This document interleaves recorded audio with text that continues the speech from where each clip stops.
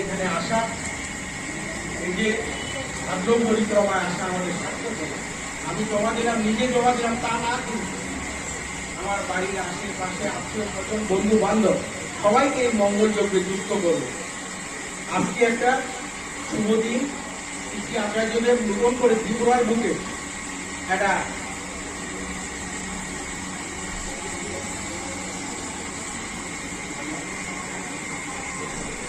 মমতাজ নির্বাণী সভা আমাদের ধর্মনগরে হচ্ছে।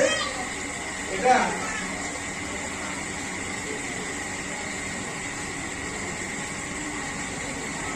সৎসঙ্গ জগতে, অর্থাৎ এটা আজকে কোন রাজ্যে কোন দেশে আমরা করতে পারছি না, সেটা আজকে সৎসঙ্গ আমাদের ত্রিপুরা রাজ্য থেকে শুরু করেছে।